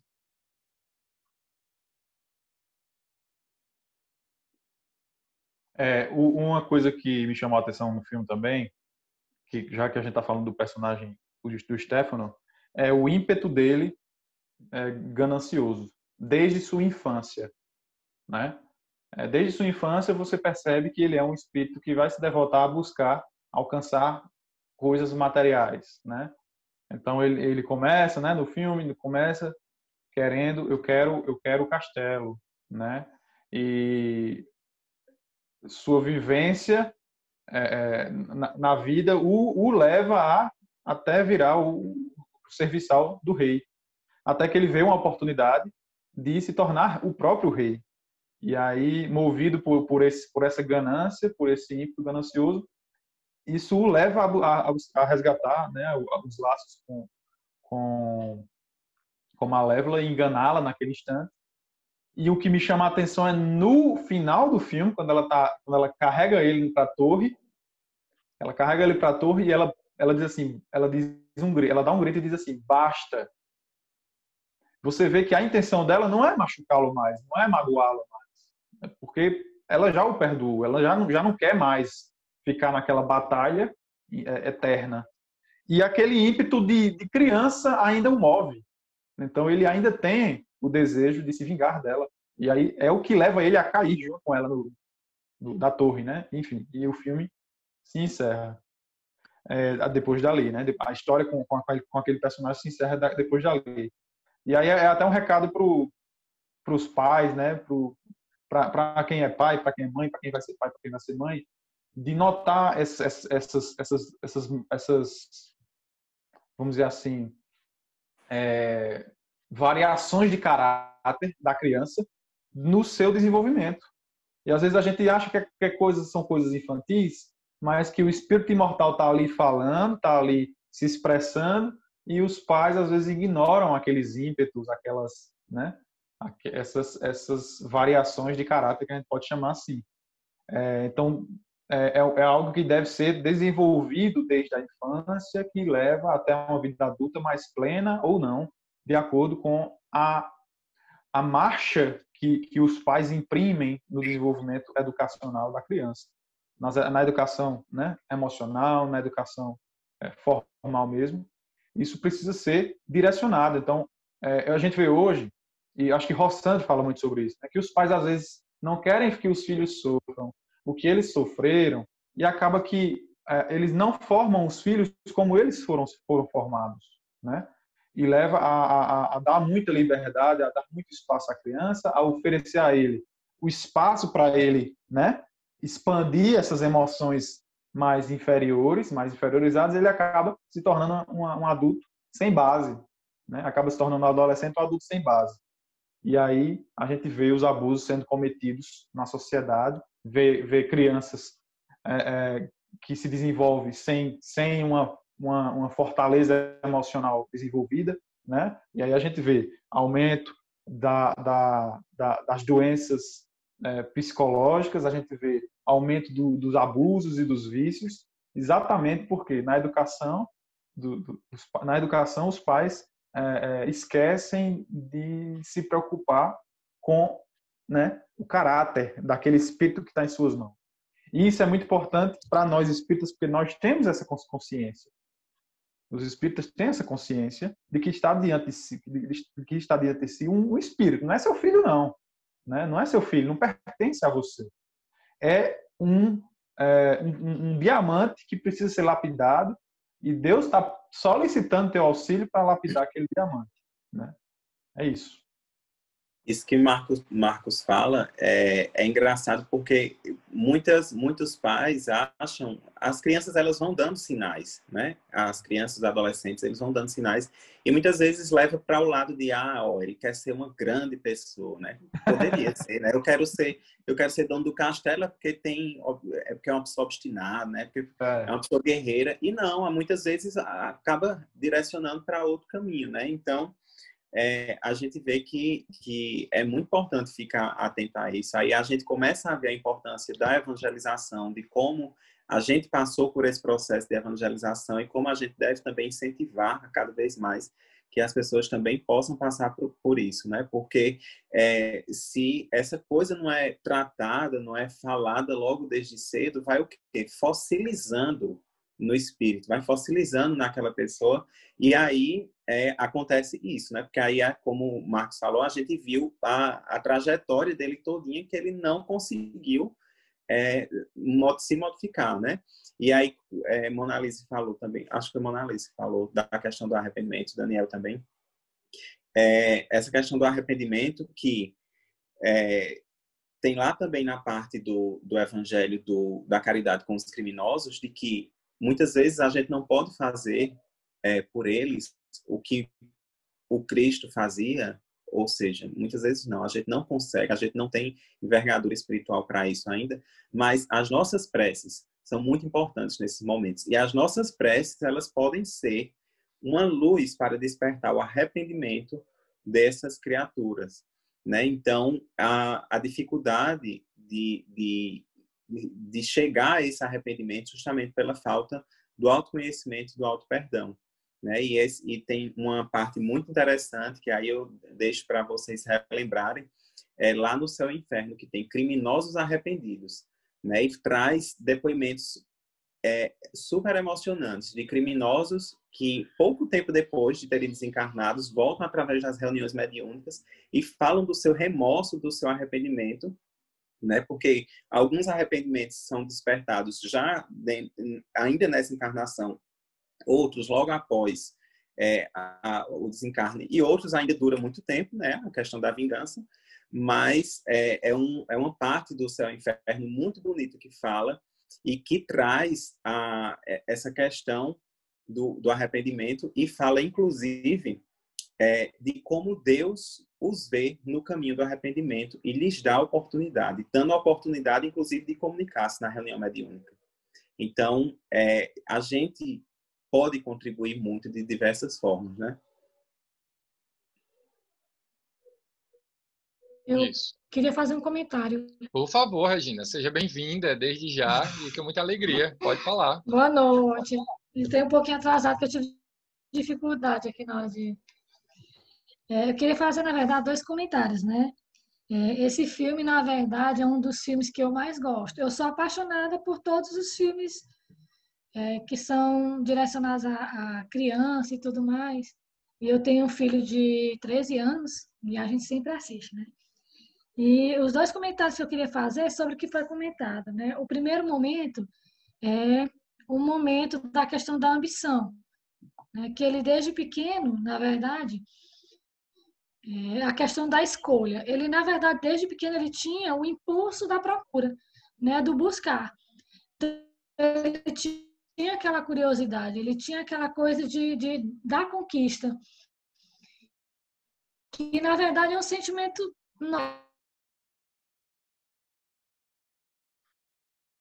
aquela velha história.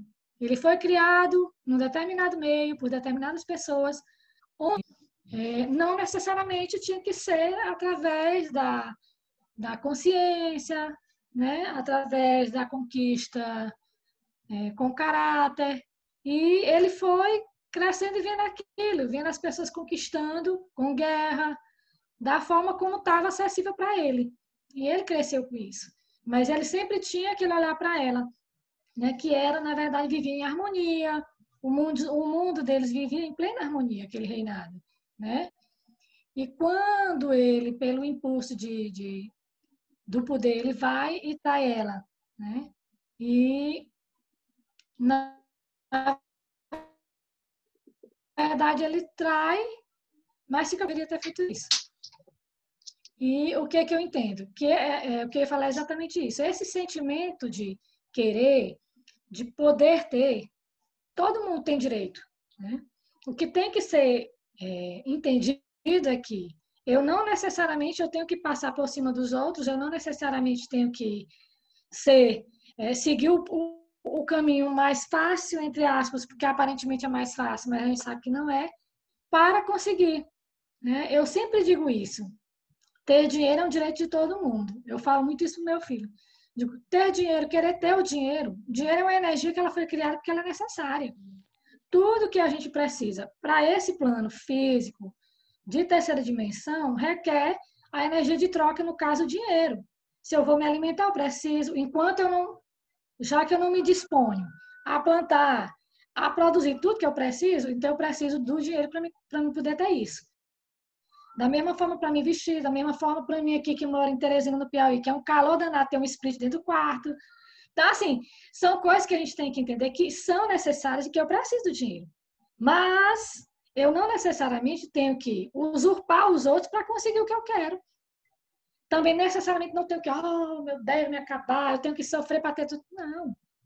Eu tenho que fazer isso da melhor forma, pelo melhor caminho possível para me conquistar isso, sem causar dano a outros, né?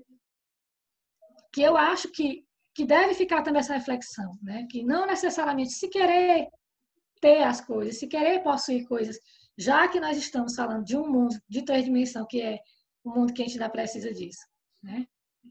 A outra questão é a questão de quando ele se encontra com ela, de que, na verdade, ficou aquele sentimento de arrependimento, mas que ele sempre justificava como se, no caso, ela fosse a vilã na história, né? Como se ela fosse a vilã. A questão dela ser quem tinha os poderes sobrenaturais, aquela coisa toda. Que, na verdade, eu entendo que é a questão, desde o início, né? A questão do espelho. Ele via nela tudo que ele que ele era, né? Quando ele olhava para ela e via a Malévola, o serzinho que ele achava que era do mal, ele estava vendo era ele. Da mesma forma, quando ele via aquela coisa harmoniosa, linda e maravilhosa, ele também tem. Só que, como a gente falou, tudo é questão de escolha. Ele teve o livre-arbítrio até o último momento. Até o último instante em que ele, no final, termina decidindo, optando por lutar contra ela, que é como se fosse, na verdade, eu entendo que a velha luta da sombra e da luz, ali, né? No caso, nele mesmo. Ele se viu o que ele podia escolher, mas ele optou por não ceder à luz.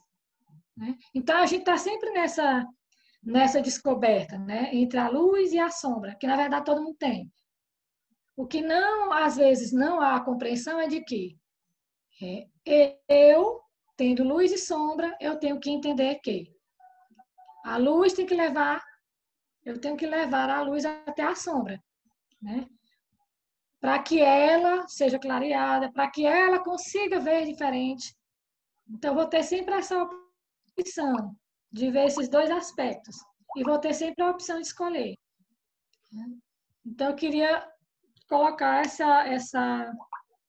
esse comentário, que eu achei bem interessante, né? Porque a outra parte que eu queria comentar, que lá no início a Annalise falou, né? A questão do desconhecido, né? A gente tem muito essa coisa de que, como eu não conheço, então não é real, não é verdade, ou não é bom, né? Que é a velha história do julgamento, né? Que no filme mostra muito isso, como era um reino diferente, reinava a harmonia, eram seres encantados, que apesar de terem os seus poderes, eles usavam unicamente em prol da harmonia, né? Então tem todo esse olhar também, né? Que a gente olha sempre com o olhar do estranhar para aqueles que são diferentes de nós, que estão harmoniosos, estão equilibrados. E como a gente ainda tem muito essa reviravolta dentro da gente, ainda não decidiu de certeza o rumo a seguir, a gente ainda olha com muita estranheza, né? Por exemplo, a gente tem observado muito nessa época do isolamento que está vindo muita tona, muita gente falando de autoconhecimento, muita gente mesmo, de todas as formas possíveis. Porque o autoconhecimento, né? Lembrando agora que você falou da Joana de Ângeles, quando ela fala de se autoconhecer, né?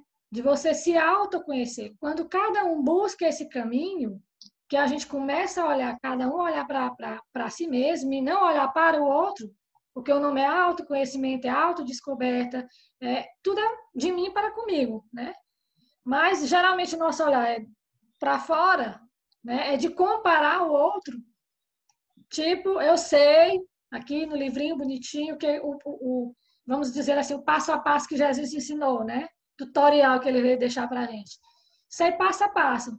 Mas geralmente eu julgo o outro, que o outro não tá, aquele ali não tá sabendo perdoar, não. Aquele ali tá julgando, e eu lá julgando, né? Então, que a gente tenha sempre esse olhar de ouvir o outro, que não necessariamente porque o que ele diz, ou o tutorial que ele está indicando, ou o passo a passo que ele está dando, não necessariamente é o que eu sigo, não quer dizer que não está correto. Então, se ele consegue se auto-observar, se ele consegue identificar nele todas as falhas, se ele consegue enxergar nele tudo que ele tem que ser modificado, e ele faz usando um outro método, é válido, né? É válido. Que a gente aprenda a ter esse olhar de não julgar melhor ou pior, né? Mas olhar e acolher e entender que cada processo vai ser de acordo com o nível e o conhecimento e a busca daquela pessoa, né? Então, era esse comentáriozinho. Gratidão aí. Obrigado, Regina. Um grande abraço para o pessoal do Piauí que nos acompanha nessa nossa atividade. A gente fica muito feliz em tê-los conosco. Diga lá, Arthur. Só um comentário também rapidinho sobre, até no geral do filme, né? Porque é engraçado como esse filme chamou a atenção na época que ele saiu, assim, que veio numa época assim que eles estão trazendo muito o outro ponto de vista e outros olhares para histórias antigas, que quando a gente assiste depois você vê uma superficialidade muito grande nas versões antigas, né? Porque ela não traz toda essa explicação, todo esse outro lado, que torna a história muito mais real, muito mais interessante e também muito mais, vamos dizer assim, de identificação. Porque em muitos momentos eu fiz, como se eu dissesse assim, o personagem dela, que era que estava fazendo toda aquela, perturbando o rei, né, fazendo todas aquelas, era um personagem que você se identificava muito mais, alguém que talvez tivesse um problema com as pessoas e por isso estava agindo de maneira negativa, do que talvez com a história contada anteriormente, que é aquela história bem fantasiosa, que estava tudo muito bom, aquela bruxa estava amaldiçoando a menina por motivo nenhum, porque ela era bonita, alguma coisa assim. Ou seja, sempre alguma coisa que era muito banal, né? E como conseguiram trazer nessa história agora uma história muito mais complexa, que você consegue desenvolver muito mais. Eu achei muito legal isso, principalmente para que até as provas que for mais novo, que for assistindo esse filme, já vai ter uma ideia melhor, eu acho, para se trabalhar desse lado do que é mal, do que é bom, né? Na verdade, está dentro de cada um de nós. Eu achei isso muito bacana. Verdade, ele quebra esse maniqueísmo do preto, do branco, do bem e do mal, como se antigamente a gente ouve sempre Malévola, o símbolo do mal, porque ela é má por ser má, má por ser má. E agora, percebo nessas releituras, nesse cinema que também evolui com a sociedade, não é o espiritismo que vai ser o futuro de todas as religiões, mas o pensamento espírito, o pensamento acolhedor, o pensamento imortal. Então, a gente vai perceber isso nos filmes da grande massa, da mídia, essa espiritualização. Então, mostrando o porquê da maldade, que ninguém é 100% mal e ninguém é 100% bom. E eu queria, já chegando assim no final, a gente está caminhando já para o nosso final, mas eu não queria deixar de destacar o papel das três fadinhas na parte de quando elas vão dar o presente. Então, a gente percebe isso assim, uma análise Daniel para Daniel. Eu estava até falando aqui com o Caio para saber, para me lembrar exatamente o que era. Primeiro, uma fala da beleza, que começa aquela coisa meio frívola, mas é natural. Ele fala, bebê, você vai ser lindo, porque é a beleza. E depois, a voz. Entra Malévola e condena a morte. E a terceira fala, eu não posso reverter o mal. Porque eu acho legal isso, ela não tem esse poder, porque a questão de escolhas e tal. Então eu achei isso muito interessante, porque Malévola não mata ela, como eu falei no início, ela dá a opção. Então a fada também não pode quebrar o livre-arbítrio, mas ela diz que ela não vai morrer, ela vai dormir e o amor verdadeiro vai despertar. Então, assim, mais uma vez, a força do amor e a força do livre-arbítrio na união do cuidado e até um estalo, porque somos o que pensamos. Eu estou muito nisso ainda, desde a minha releitura do livro Nos Domínios da Mediunidade e no estudo que a gente tem com os jovens, quando vem Filomeno, ou quando vem o nosso amigo André Luiz, já mais maduro depois de nosso lar, falar assim: e toda criação tem vida e movimento, ainda que ligeiros, impondo responsabilidade à consciência que a manifesta. E como a vida e o movimento se vinculam aos princípios de permuta, é indispensável analisar o que damos a fim de ajuizar quanto àquilo que devemos receber. Então, a força do pensamento, da energia que ali gerou, tudo a ver. Então, o convite que é a gente reflexionar o que a gente emite, o que a gente pensa, o poder da oração, o poder da fé, naqueles instantes, como traz para mim essa reflexão tão forte, trazendo também a força que traz esse livro de André Luiz, certo? Então, amigos, a gente está chegando no final, passou muito rápido. Caio, quer falar alguma coisa? Não, é porque a gente falou tanto em amor e teve uma passagem já no meio para o final, quando ela vai tentar retirar o feitiço de Malévola. Eu estava tentando me lembrar o que é que ela falava, mas ela dizia alguma coisa assim, eu tiro o ódio, boto o amor, coisa desse tipo. A frase que ela fala quando... Revoga o feitiço, lança o bem e não o mal. Isso.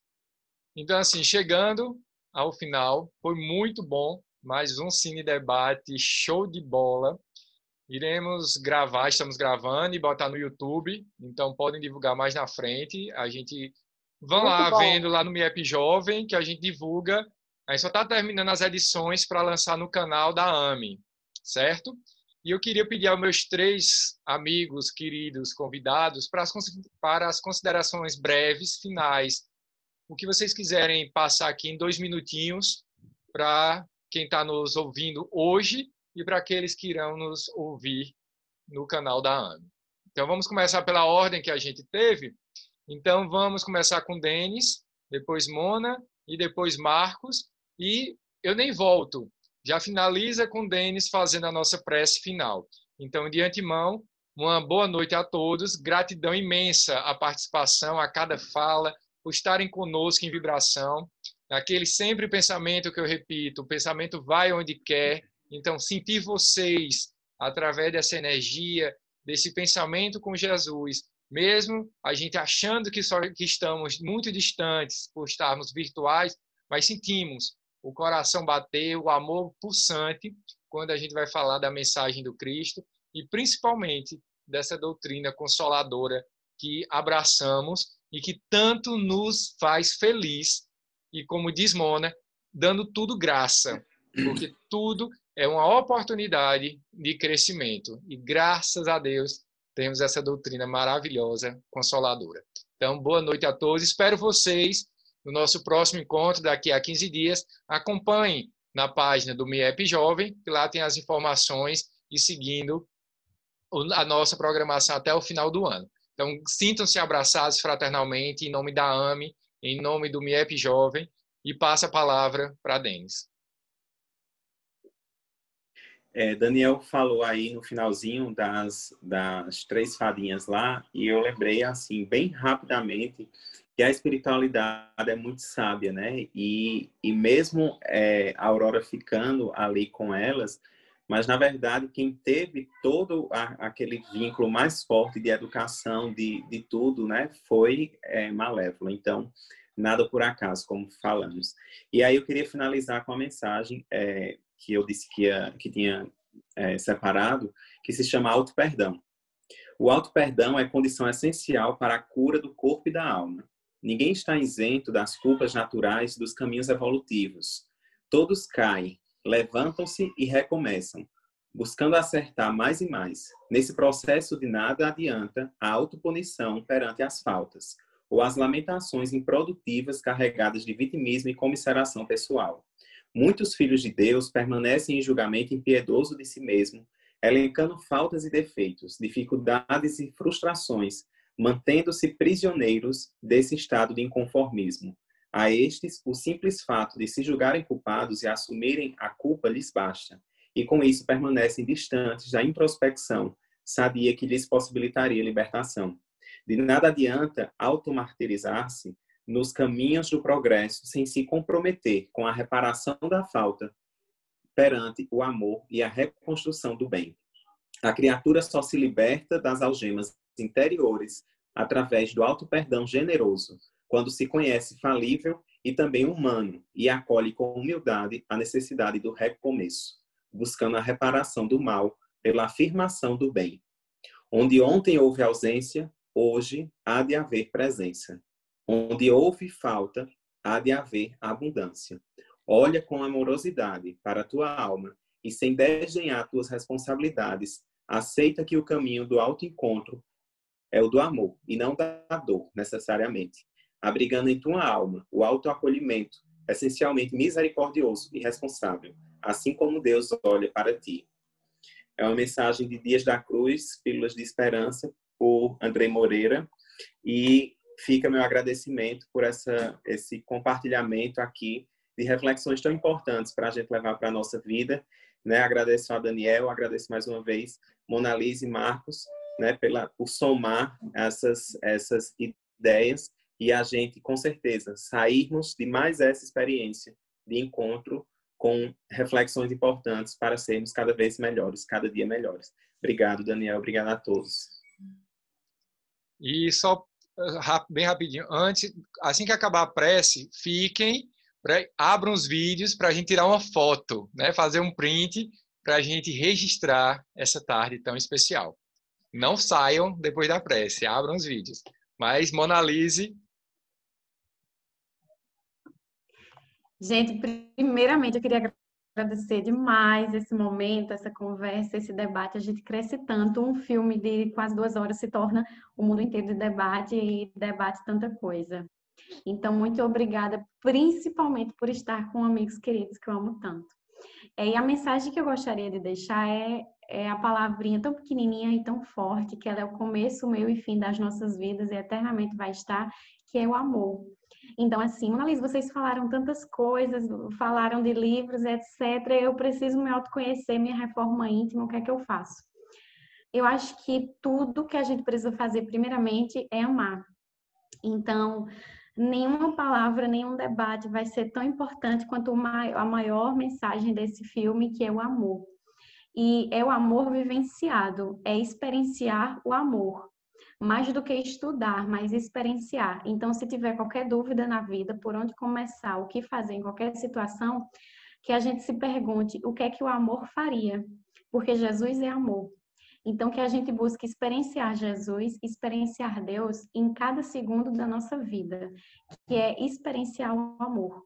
Então, quem não assistiu, que busque assistir e busque o amor em todas as coisas, que foi a mensagem que deu início ao debate, que é o que a gente conversou no filme e que é o que a gente está finalizando, que é sobre o amor. Então, que a gente experiencie o amor. Muito obrigada e beijo para todos. Também queria agradecer ao convite de Daniel, mais uma vez, né, de estar participando e da alegria de participar desse momento com vocês, né?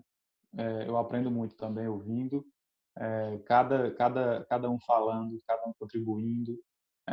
Aprendo com pessoas novas, né? A Regina chegou aí, a outra amiga veio para contribuir também, o Caio veio falar um pouco, e a gente aprende, né, com o outro, é muito bom. Trocar experiência, trocar principalmente vivência, né? Que é isso que nos move. A gente participa de alguns grupos de estudo, né, da casa, e o que nos move nesses grupos de estudo é exatamente o compartilhamento de vivências. Não é querer amealhar intelectualismo, mas sim aprender com a experiência do outro e aplicar isso na nossa vivência cotidiana.